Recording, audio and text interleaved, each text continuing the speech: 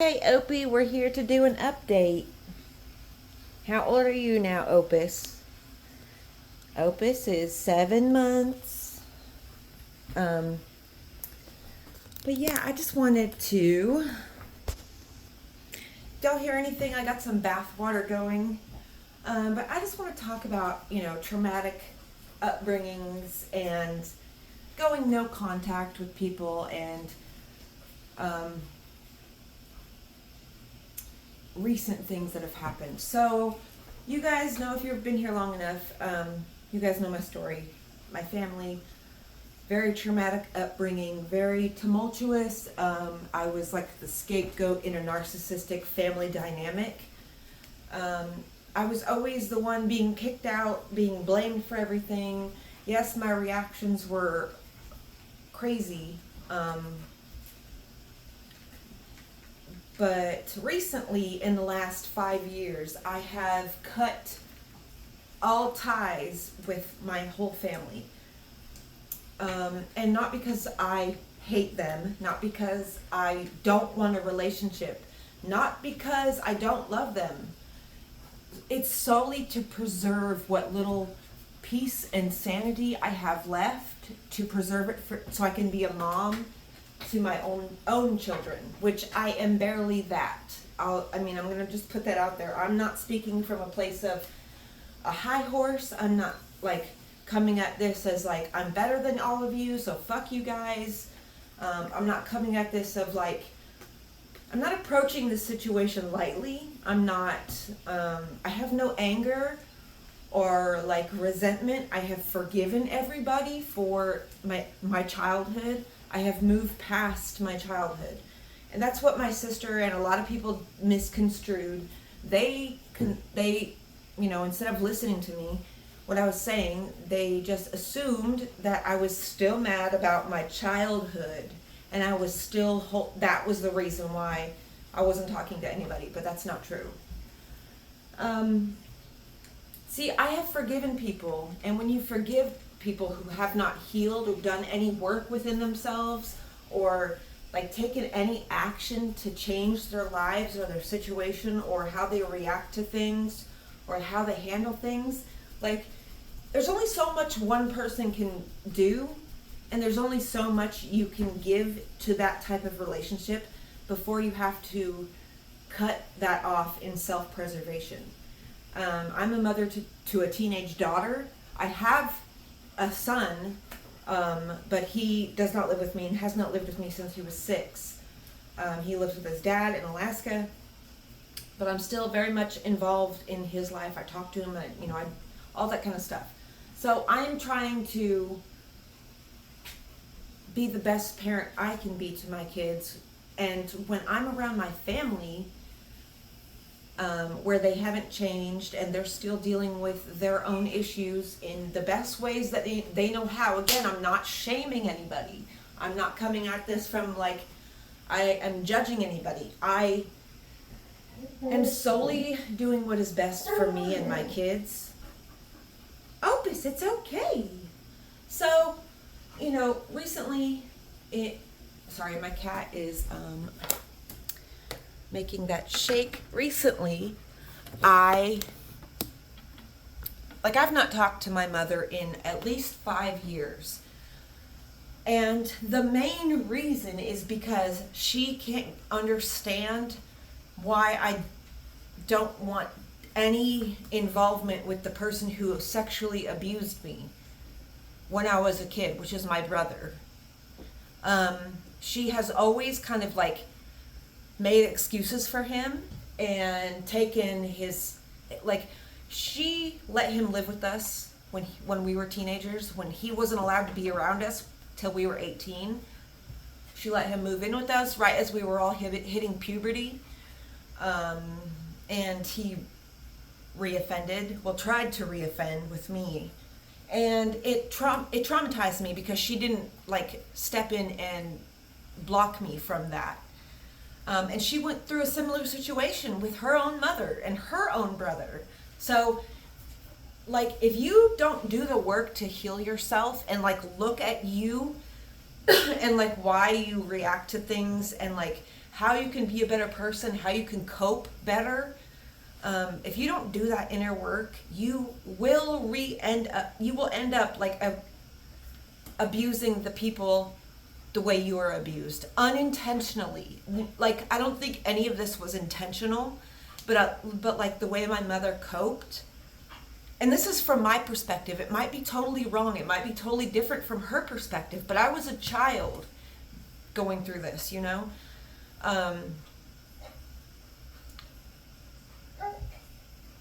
Like, she continued, like, she just, the way she coped, it unintentionally brought harm in the same exact way she was harmed. Because she still, but this is what happened recently. So I cut off my sister last year because of reasons. If you want to like figure it out, you can like go and watch my old videos if you want, from May of last year when I went up there.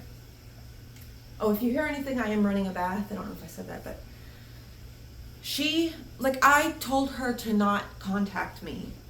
And instead of giving me space, she continues to just send me letters. And like send me things and like try to guilt trip me. And it's like, that shows right there that she has no respect or regard for how I feel. Because like if somebody told me to not contact them and just leave them alone, I would not continue to pry, you know? And I understand she wants to have a relationship with me, but she has a lot of work because I was parentified. I was both a black sheep, but also parentified as a child.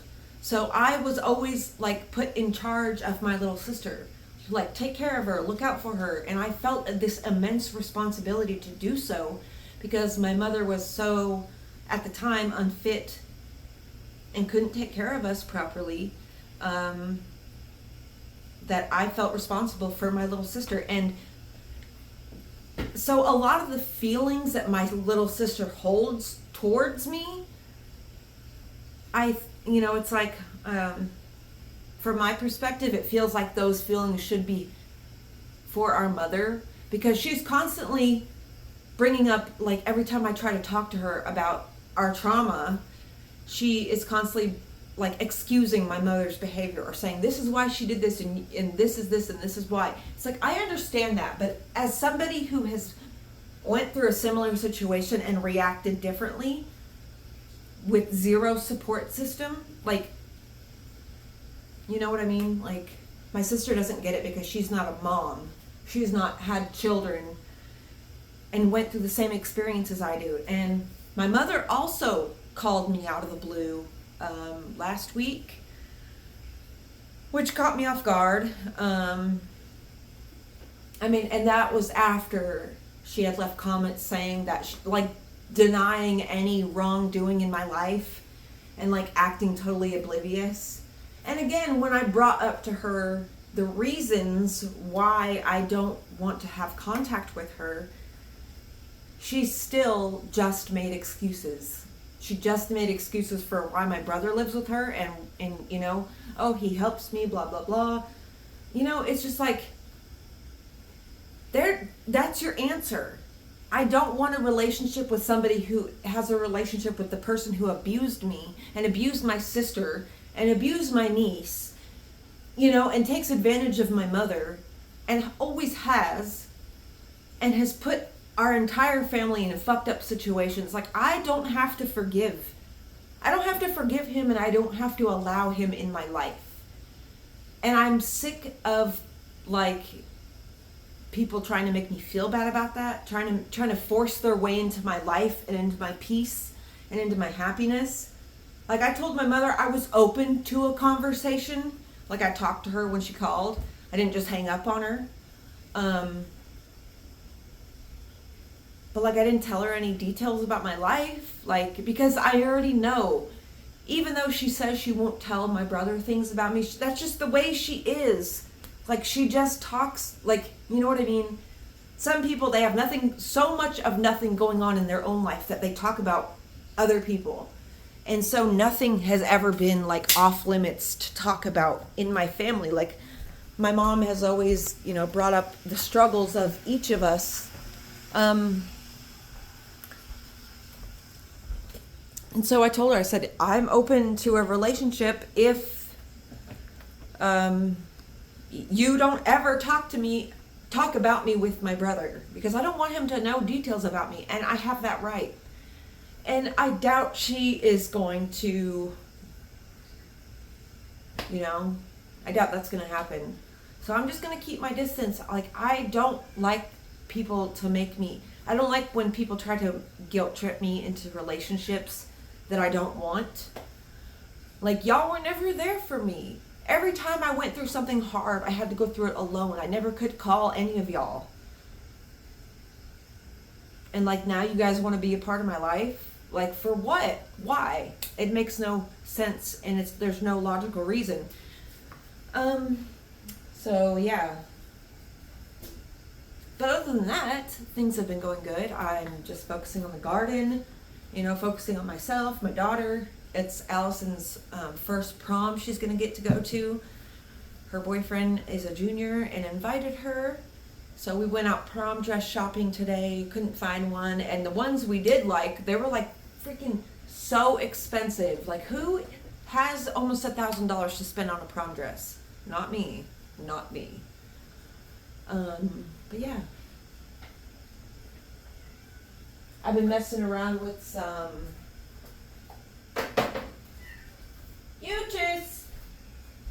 I've been messing around with some oil pastels.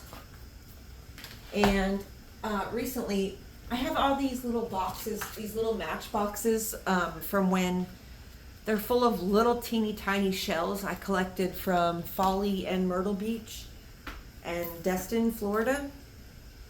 They're like itty bitty. And I seen something on Pinterest where, like those curio cabinets with the different little sections. I seen somebody do that, like a miniature version with little shells, and so I got inspired. I had this old matchbox thing. See if you can see. Hold on. Let me see if I can show you. Here we go. All the little shells in there. So yeah, I've just been doing some art.